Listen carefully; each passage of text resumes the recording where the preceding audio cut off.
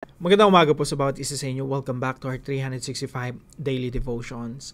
Gusto po munang batiin si Ma'am Cherry Lou. Hello po sa inyo, Ma'am, Ate Cherry Lou and Ate Sheila na mga taga Montalban. At lahat po ng mga mananampalataya sa Montalban, Rizal na sumusubaybay po dito sa ating channel. Hello po sa inyo. Pagpalain po kayo ng ating Panginoon. Now, yung ating tatalakayin po ay patungkol pa rin po sa God's comfort in times of trouble. Yung Diyos merong pag-aliw or comfort sa atin sa panahon ng mga pagsubok, problema, trahedya, at mga pagdadalamhati na ating pinagdadaanan. Now, yung tatalakayin po natin ngayon ay magmumula po sa 2 Thessalonians chapter 2 verse 16. Now, yung mga taga-Thessalonica, para po mas maunawaan natin, sila yung mga dumaranas ng mga pagsubok, tribulation, suffering. Sila po yung inuusig, pinapahirapan. Sila yung mga unang mga mananampalataya dumanas ng persecution. Now, sabi po rito sa 2 Thessalonians chapter 2 verse 16, "Now may our Lord Jesus Christ Himself and God our Father who loved us." Okay, mag-alala mga taga-Thessalonica, mahal kayo ng Diyos. At ang Diyos yung nagbigay sa atin ng and gave us eternal comfort. Walang hanggang kaaliwan. And good hope, pag-asa, through grace. Sa Tagalog po, ngayon ang ating Panginoong Jesucristo, ito yung pinagsisilbihan ninyo mga taga-Thessalonica, siya mismo at ang Diyos na ating Ama na umibig sa atin ang magbibigay ng walang hanggang kaaliwan at mabuting pag-asa sa pamamagitan ng biyaya. Now, emphasize po natin dito yung term na eternal comfort. Dito lang po iikot yung ating talakayan. Kaya yung unang teaching po natin ngayong umaga, we have an eternal comfort in Christ. Kung ikaw po na nakikinig ngayon ay na kay Kristo Jesus, ibig sabihin yung buhay mo, isinorender mo na kay Jesus, Jesus ang Panginoon mo, you are in Christ, Christ is in you, ikaw ay tunay na mananampalataya, you have an eternal comfort. Meron kang walang hanggang kaaliwan na nagmumula sa Diyos. Now, para po mas maintindihan natin yung eternal comfort, tingnan natin yung temporal comfort. Yung temporal comfort, ito yung, halimbawa may sakit yung anak mo. Pinagpipray mong mabuti, Lord, pagalingin niyo po ang anak ko. Tapos pinagaling ng Diyos yung anak mo, nakaranas ka ng comfort. Pero temporal lang. Yung comfort na yun, hindi pang walang hanggan. Temporal. Someday, magkakasakit ulit yung anak mo. Okay? Naalala niyo po si Lazarus nung binuhay siya ng ating Panginoong Jesucristo. Sabi ng Panginoong Jesucristo, Lazarus, come out. Nandun siya sa yungib, nandun siya sa kanyang libingan. Lumabas kanyan Lazarus, nabuhay maguli si Lazarus. Yung pagkakabuhay niya na yon, yung lahat ng mga kapatid niyang nag-iiyakan, nagdadalamhati kasi namatayan sila ng kapatid, lahat ng sila na comfort sila. Bakit? Binuhay ng Diyos si Lazarus. Pero yung pagkakabuhay ng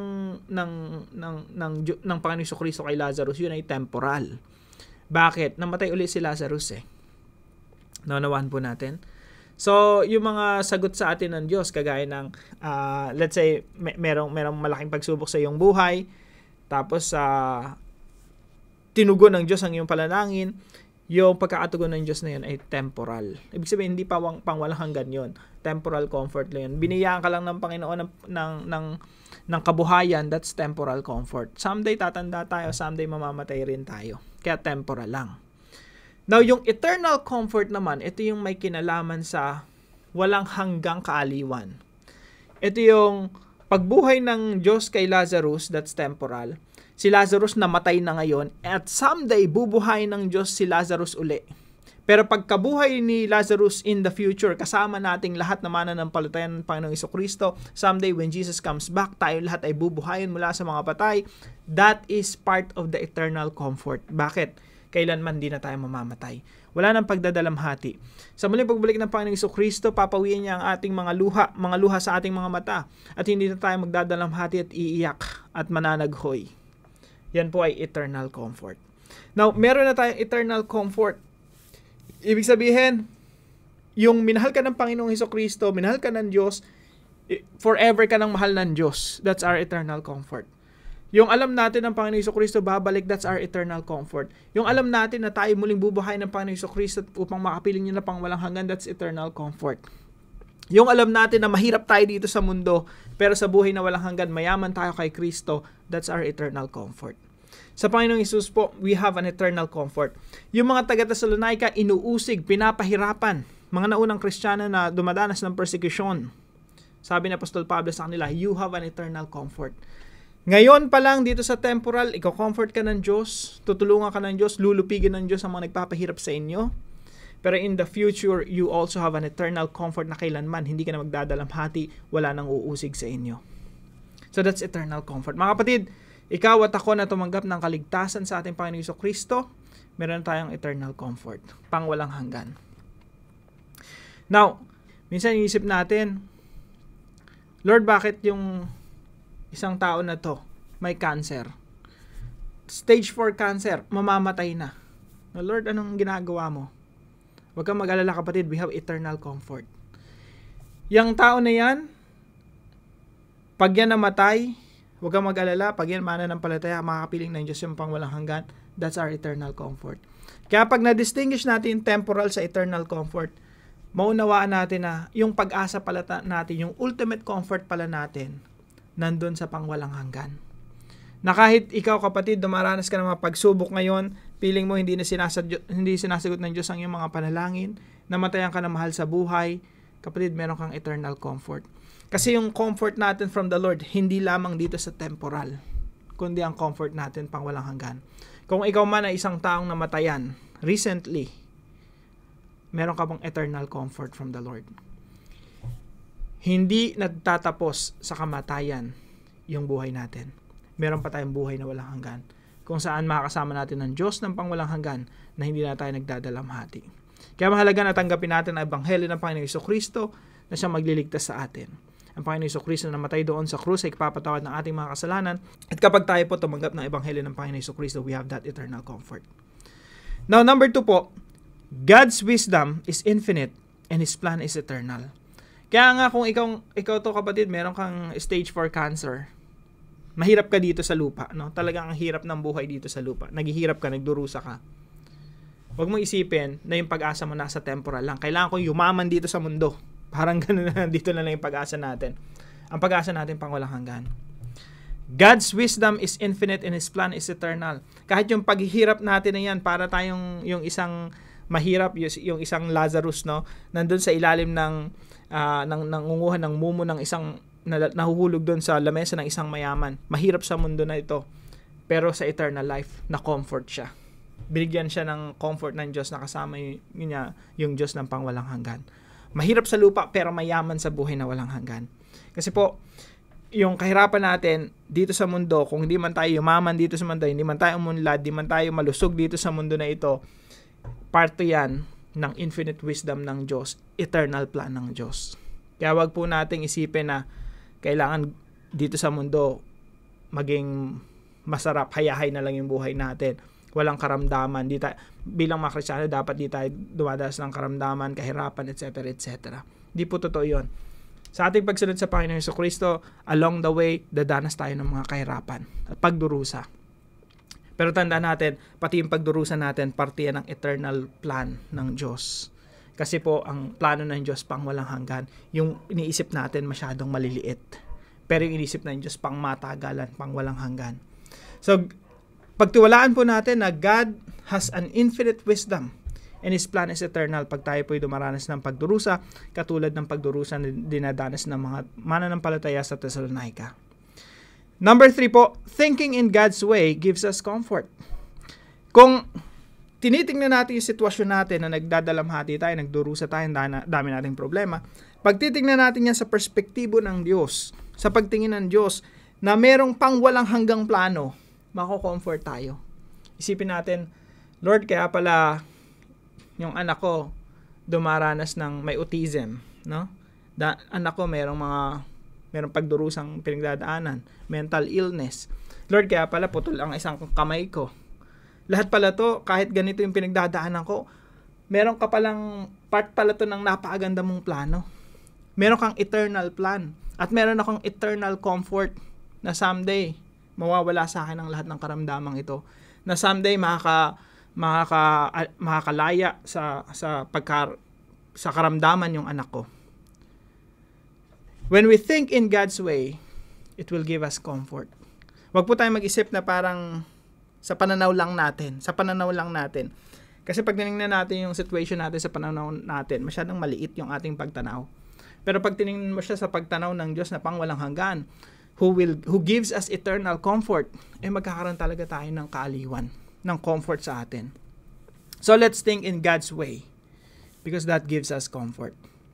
Now, ilan po sa mga application na gusto kong isama natin ngayon sa devotion natin. No? Number 1, let's reject prosperity gospel. Yung prosperity gospel, ito yung nakafocus sa temporal. Yayaman ka ngayon, magiging milyonaryo ka ngayon, magiging masarap ang buhay mo, etc., etc. You will become healthy. Normally, kapag pinagbuti mo, you will become healthy. No? Pag kumain ka ng tama, you will become healthy. But not all the time. Hindi yan strict rule na yung iba nga, healthy na yung lifestyle. Sila pa yung nagkakasakit ng malubha. So, let's reject prosperity gospel. Hindi porke na nampalata ka sa Panginoong Jesucristo, healthy ka na, or magkakaroon ka ng kayamanan. No? Hindi po ganon. Reject prosperity gospel. Number 2 po, find your ultimate comfort in the eternal plan of God. Kung ikaw man, sobrang hirap ng iyong pamilya dito sa lupa, you're trying your best naman, no? Naghahanap buhay ka, you're doing your best, pero bagsak pa rin, no?